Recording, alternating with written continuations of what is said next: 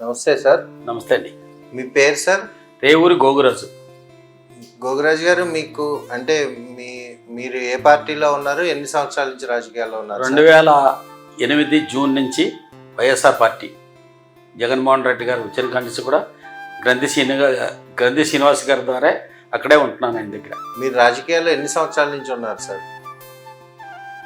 13 సంవత్సరాల నుంచి. ఈ 13 సంవత్సరాల రాజకీయ మీ ప్రయాణంలో చాలామంది నాయకుల్ని చూసుంటారు, ట్రావెల్ చేస్తుంటారు, గమనించుంటారు.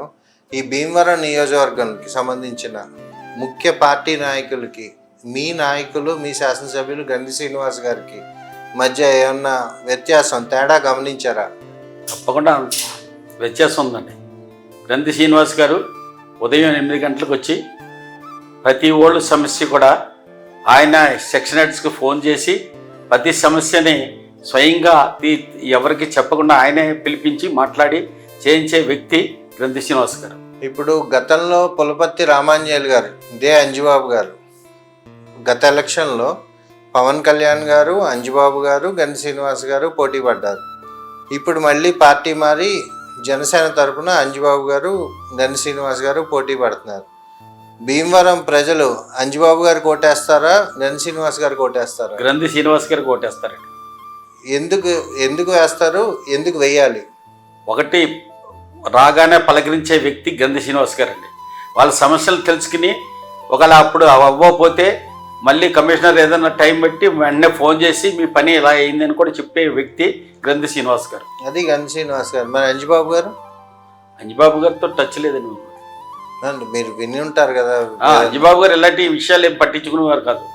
వెళ్ళి ఆఫీస్కి వెళ్తే సెక్షన్ హెడ్లు పిలిచి పనిచేసేది తక్కువ.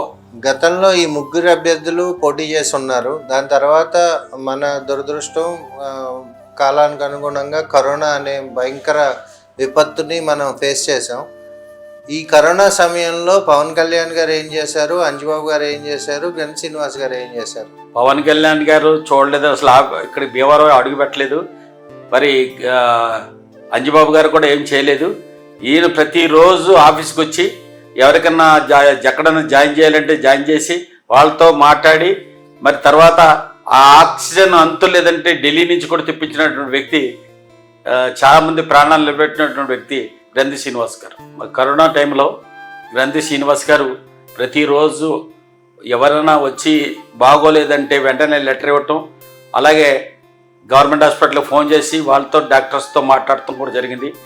కొంతమంది డాక్టర్స్ ఆక్సిజన్ లేదు, కొద్ది ఇబ్బంది వస్తుంది, చాలామంది చనిపోతున్నారని చెప్పగానే ఆయన వెంటనే అందరితోటి మోయి కొంతమంది సహాయ సహకారాలతోటి ఢిల్లీ నుంచి ఆక్సిజన్ తెప్పించడం జరిగింది.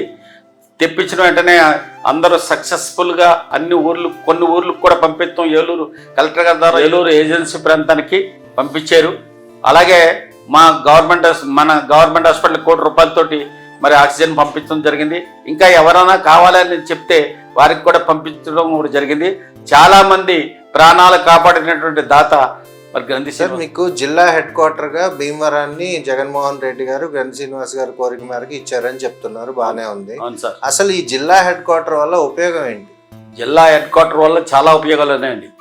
టోటల్గా అన్ని ఆఫీసులు, గవర్నమెంట్ ఆఫీసులు కూడా భీమవరంలో ఉంటాయి. ప్రతి వాళ్ళు కూడా ఎక్కడికి వెళ్ళవలసిన పని లేదు. ప్రతి వాళ్ళు కూడా వెళ్ళి ఆ ఆఫీస్ పని చేసుకుని వచ్చేస్తారు. ఇన్నాళ్ళంటే ఏలూరు వెళ్ళవలసి వచ్చేది, ఇప్పుడు అదేమి లేదు. జిల్లా హెడ్ క్వార్టర్ కావాలని కోరిన మరి మంత్రి పదవి కూడా వదులుకున్నటువంటి గ్రంథి శ్రీనివాస్ గారు చాలా పట్టుపట్టి జగన్మోహన్ రెడ్డి గారు కూడా దగ్గరికి వెళ్ళి నాకు మంత్రి పదవి అక్కర్లేదు, జిల్లా హెడ్ క్వార్టర్ కావాలని కోరినటువంటి వ్యక్తి, ఏకైక వ్యక్తి గ్రంథి శ్రీనివాస్ గారు. జిల్లా హెడ్ క్వార్టర్ వల్ల మీ భీమవరం నియోజకవర్గానికి కానీ, మీ భీమవరం పట్టణానికి కానీ, మీ భీమవరం ప్రజలకు కానీ జరిగే మేలు ఏంటి వివరిస్తారా? అసలు జిల్లా హెడ్ క్వార్టర్ రావటం వల్ల చుట్టుపక్కల ప్రాంతం 48 ఊళ్ళు ఈ పక్కనే, 56 ఊళ్ళు ఈ పక్కన ఉన్నటువంటి వీరవసరం మండలం, భీమవరం మండలానికి చాలా ఉపయోగం ఉంది. అది అభివృద్ధికి రోడ్లు కానీ, ఇంకా ఆఫీసులు కానీ, ఇంకేదైనా రావాలంటే మనకి చాలా ఉపయోగం ఉంది. మరి గ్రంథి శ్రీనివాస్ గారు ఈ విషయంలో ఆలోచించి ఈ కార్యక్రమం ఏర్పాటు చేయటమైనది. అదే టౌన్లోకి వచ్చేటప్పటికి మన భీమవరం కార్పొరేషన్ స్టేజ్లో ఉన్నట్టుగా కాబట్టి అందరూ ఈ పక్కన భీమవరం మండలం వాళ్ళు, అటు వీరవసరం మండలం వాళ్ళు, ఇటు పక్కనటువంటి అన్ని మండలాల వాళ్ళు వచ్చి మరి ఇక్కడికి రావటం వల్ల మనకి భీమవరం ఎంతో అభివృద్ధిలోకి వెళ్తుంది. ప్రతి ఒక్కరు కూడా ఇక్కడికి వచ్చి అన్ని విషయాలు చూసుకునే వ్యక్తి, ప్రతి ఫ్లోటింగ్ బాగుంటుంది.